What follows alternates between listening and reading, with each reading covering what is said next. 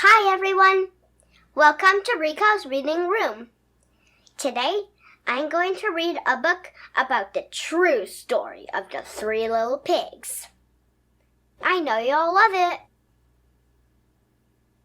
The True Story of the Three Little Pigs by Scieszka. Illustrated by Lane Smith.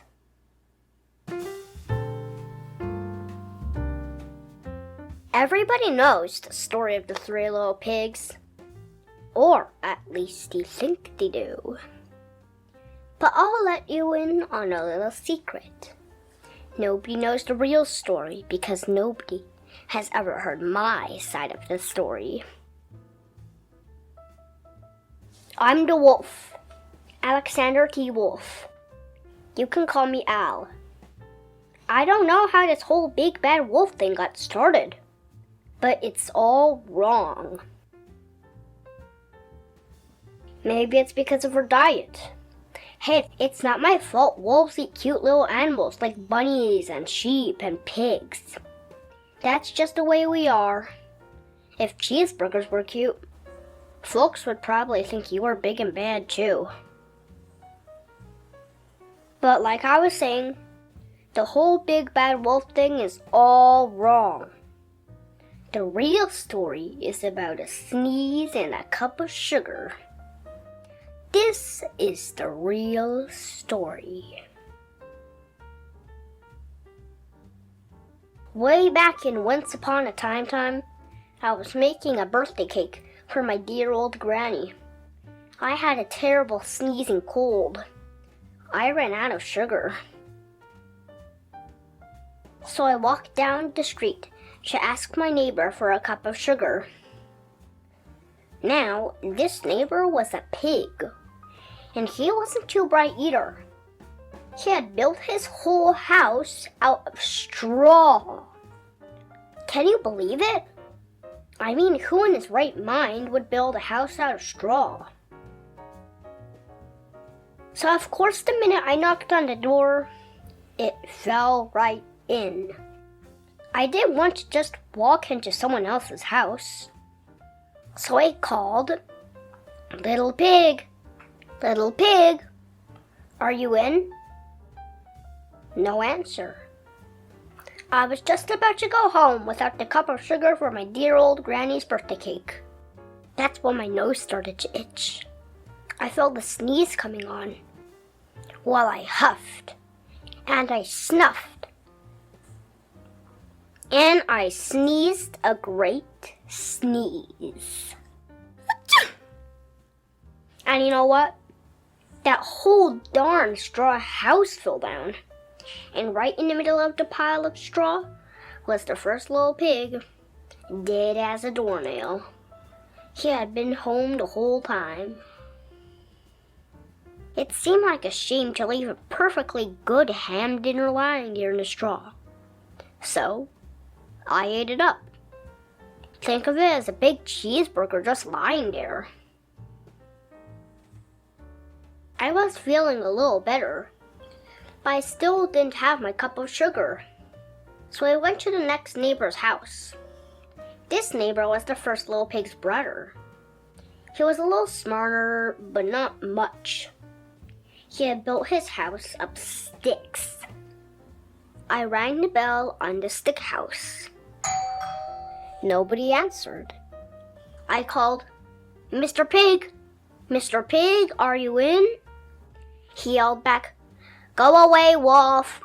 You can't come in. I'm shaving the hairs on my chinny chin chin." I just grabbed the doorknob when I felt another sneeze coming on. I huffed, and I snuffed, and I tried to cover my mouth, but I sneezed a great sneeze.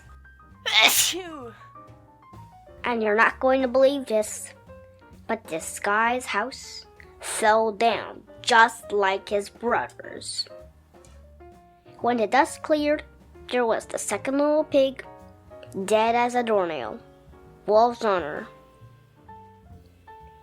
Now you know food will spoil if you just leave it out in the open. So I did the only thing there was to do. I had dinner again. Think of it as a second helping. I was getting awfully full, but my cold was feeling a little better, and I still didn't have that cup of sugar for my dear old granny's birthday cake. So I went to the next house. This guy was the first and second little pig's brother. He must have been the brains of the family. He had built his house out of bricks. I knocked on the brick house. No answer. I called, "Mr. Pig, Mr. Pig, are you in?" And do you know what that rude little porker answered? "Get out of here, Wolf! Don't bother me again!" Talk about impolite. He probably had a whole sack full of sugar, and he wouldn't give me even one little cup for my dear sweet old granny's birthday cake. What a pig! I was just about to go home and maybe make a nice birthday card instead of a cake when I felt my cold coming on. I huffed, and I snuffed, and I sneezed once again. Then the third little pig yelled, "And your old granny can sit on a pin!" Now, I'm usually a pretty calm fellow, but when somebody talks about my granny like that, I go a little crazy. When the cops drove up, of course I was trying to break down this pig's door, and the whole time I was huffing and puffing and sneezing and making a real scene.